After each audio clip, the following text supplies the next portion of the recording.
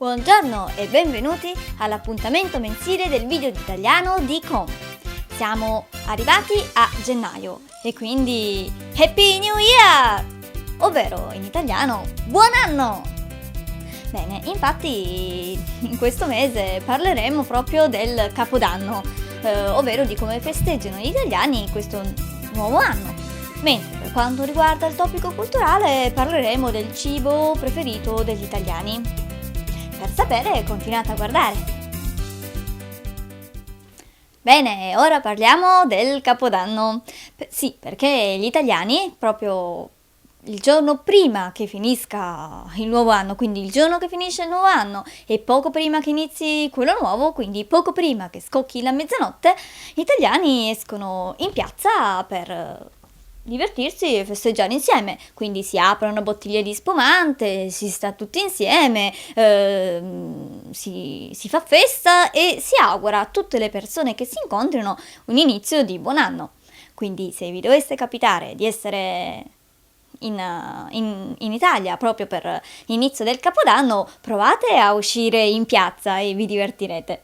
Mentre il giorno dopo, quindi proprio il giorno di Capodanno, è una festa, è una tradizione festeggiare con tutta la famiglia, quindi ci si riunisce tutti insieme per mangiare. Che cosa? Ma ovviamente il piatto tipico del Capodanno, che sono proprio le lenticchie. Le lenticchie appunto sono questi piccoli legumi che vediamo qui, di colore verde più o meno, e vengono sempre accompagnate con il cotechino, che è una specie di salsiccia di maiale, che oltre ad essere molto buono è simbolo anche di buona fortuna e ricchezza. Ed è per questo che proprio a Capodanno noi mangiamo le lenticchie con il cotechino, in modo che mangiando questo piatto si possa avere un anno splendido, ricco di fortuna, felicità e perché no, anche tanti bei soldini.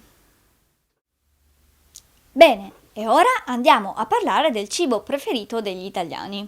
Come tutti quanti nel mondo sanno, gli italiani mangiano la pasta. Ma forse non tutti saprete che noi italiani mangiamo la pasta tutti i giorni. Ebbene sì, proprio tutti i giorni, quindi con sugo di pomodoro o con altri tipi di sughi, però tutti i giorni a pranzo rigorosamente si mangia la pasta e accompagnato magari con un buon bicchiere di vino. Perché no? Perché a noi italiani piace bere tutti i giorni almeno un bicchiere di vino, solitamente a cena, ma perché no? Anche a pranzo se ovviamente non si lavora.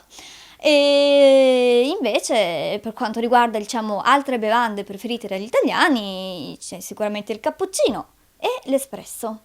E il cappuccino solitamente lo si beve la mattina. La mattina si va al bar, si prende un cappuccino accompagnato magari con un bel croissant. Che cos'è il cappuccino? Ma è questo. È un caffè in cui si versa una crema di latte calda in modo da poter formare questi bellissimi disegni.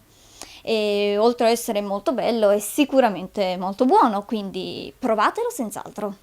E il cappuccino si beve la mattina, ma in qualunque momento della giornata si può bere l'espresso, che solitamente noi italiani lo beviamo dopo pranzo o dopo cena, quindi sempre dopo aver mangiato, con un sacco di zucchero. 2-3 cucchiaini a piacere, di più o di meno, perché in questo modo dopo il pasto si può mangiare qualche cosa di dolce e non c'è bisogno del dessert, se poi ci sta. Allora, come vi è sembrato questo video? È stato interessante?